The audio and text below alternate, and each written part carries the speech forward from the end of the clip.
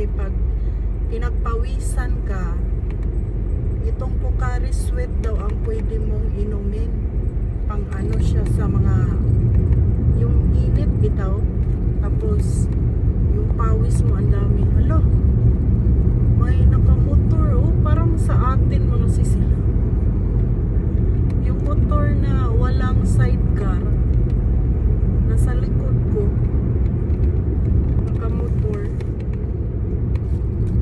So ito yung dinala ko kasi para pang ano ba, pang gym talaga siya.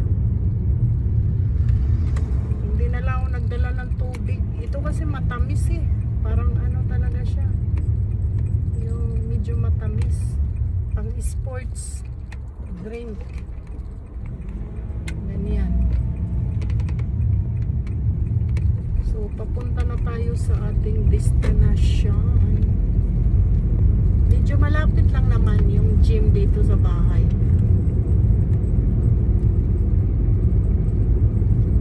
Mga ano siguro, mga 5 minutes.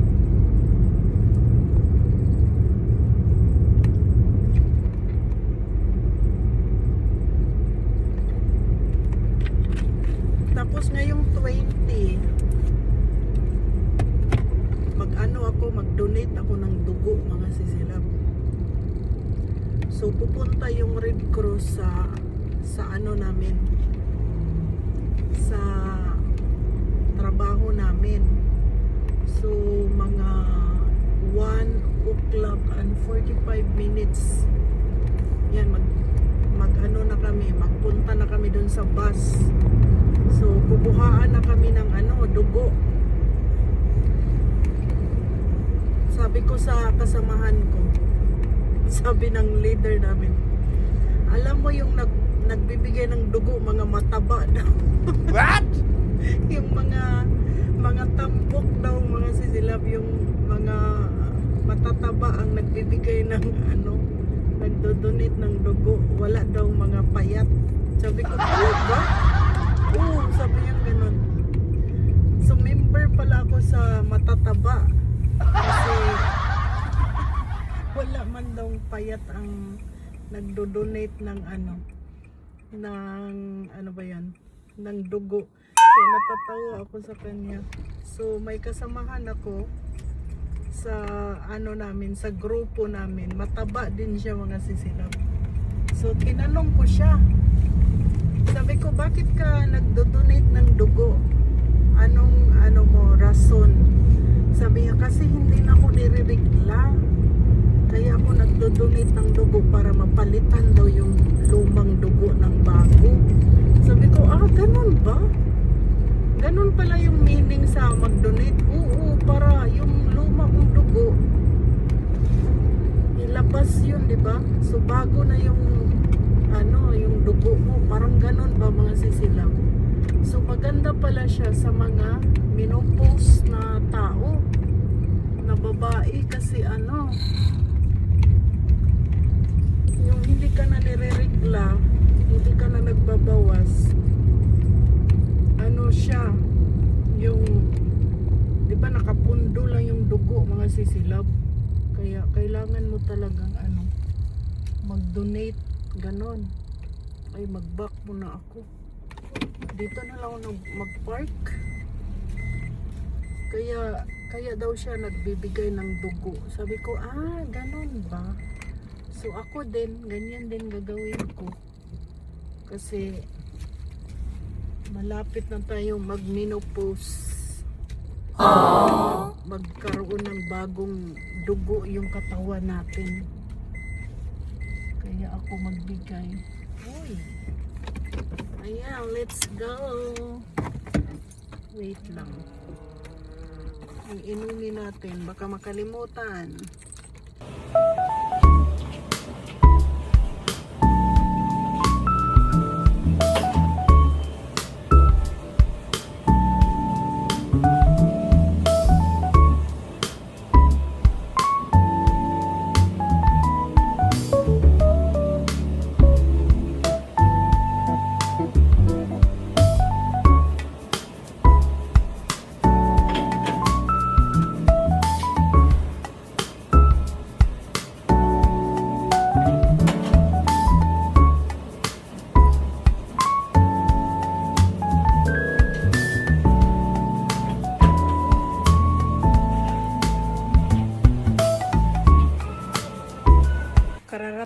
naman sa bahay mga sisilab. Grabe yung pawis. Lumabas yung pawis, parang natanggal yung pagod ko sa katawan. Wow! Grabe. Nagutom ako. Kakain tayo mga sisi. Tingnan ko kung ano yung mga pagkain dito.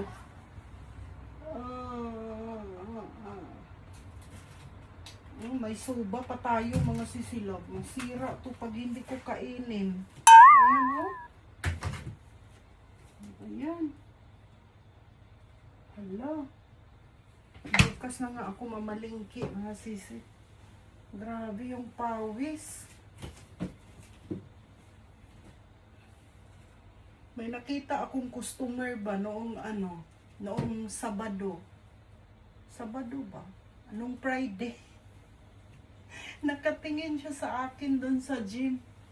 Tapos ako pa naman yung umupo doon sa kanya. Tapos tuwang-tuwa siya ba? Tuwang-tuwa siya mga sisilab. Tapos nakita ko siya sa gym. Ala, patay. Nakatingin talaga siya mga sisi. Tinitingnan talaga ako mga sisilab. Baka naalala niya ako. Sabi pa naman niya, ano yung pangalan mo? Sabi ko, ay. Yung totoong pangalan. Ay ba yung totoong mong pangalan? Sabi ko, hindi. Sabi ko, Rowena. Ala, lagi yung tinatawag sa akin, Rowena. Ganun. Kanina nagkita kami sa gym. Tapos hindi ko siya pinansin para kunwaring hindi ko siya kilala. Impas na mga sisilab.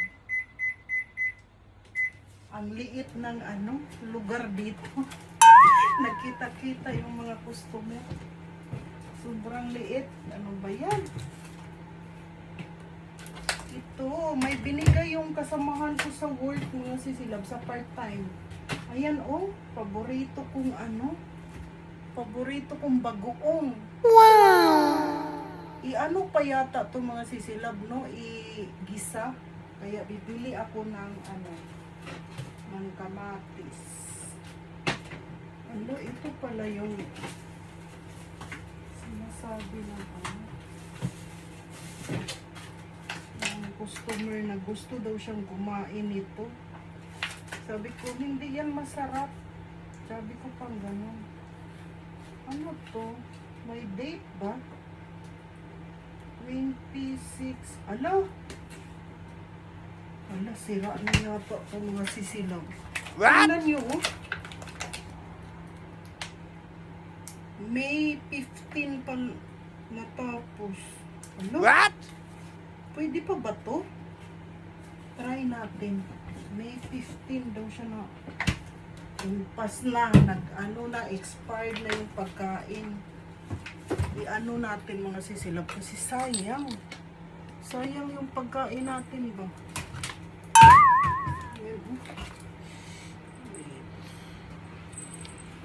Sayang, bakit hindi Pwede pa ba to? Ano na ngayon? August. Pwede pa to, no? Wala, impas na.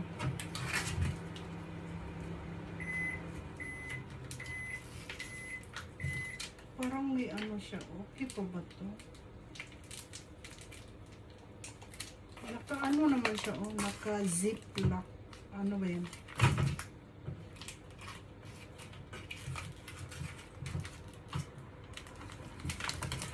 Wait, mahugas muna ako ng kamay.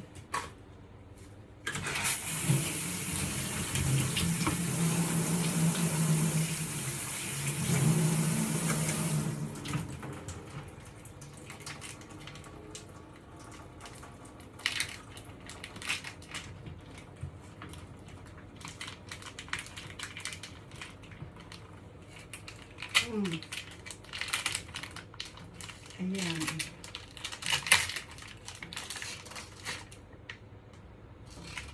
Ayan siya. Manok siya mga sisilab. Ay. Tapos may pepper. Ano natin? Slice. Liliitin. May paper na kaano.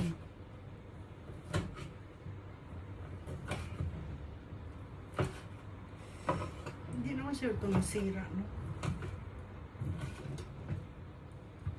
Sisira ba to? Ay. Tikman natin. Kaya mahirap pag magbili ka ng maraming pagkain. Kaya be wise talaga. Bibili ka konti lang, wag yung maramihan. Kasi masisira siya mga sisilaw pag nakalimutan. Ayan.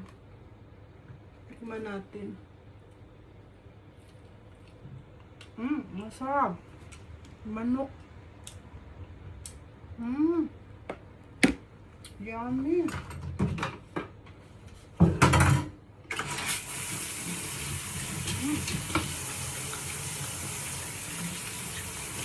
Init. Init ang tubig.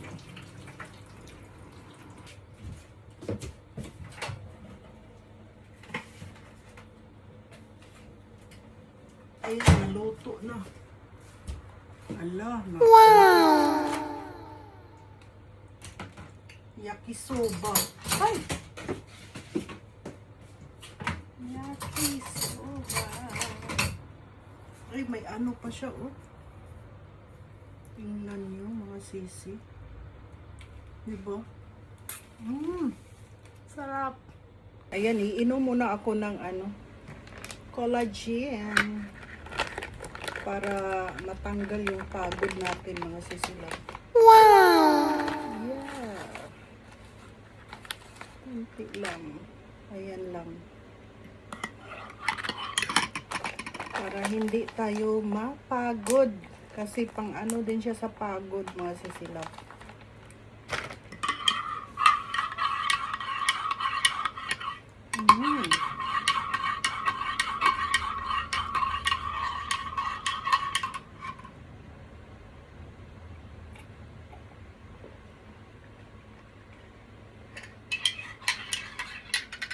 Minsan kasi, pang ano din siya, pang pa-beauty natin.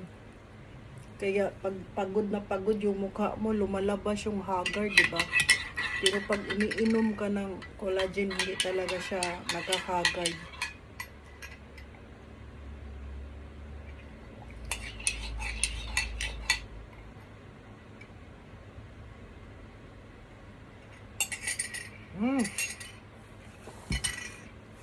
O, ayan, tikman na natin.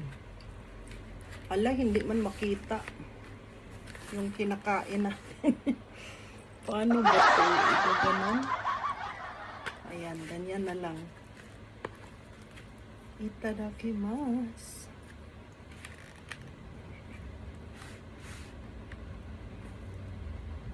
Ayan siya, oh. Sayang kasi, binigay pa naman to sa akin na pagkain.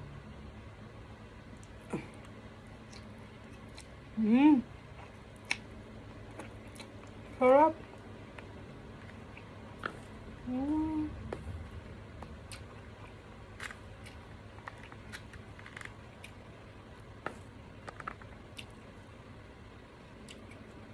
Hindi mo alam kung pansit or ramen, maiwan ko. Basta wala naman siyang ano, oh. Wala siyang mga vegetable, walang mga karne, walang ganun. What? Tapos medyo matigas siya. Aww. Medyo matigas. Walang lasa.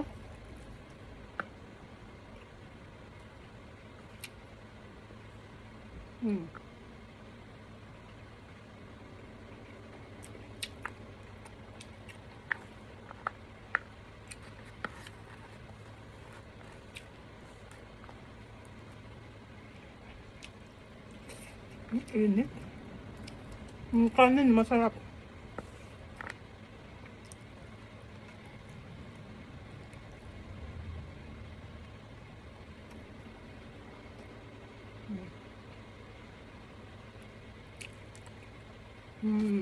Yummy.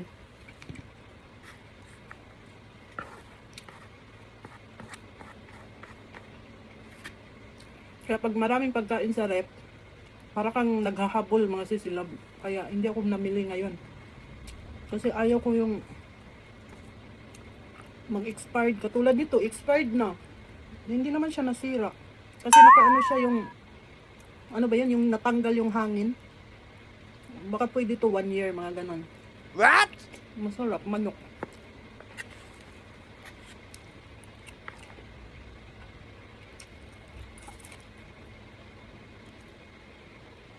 Mhm.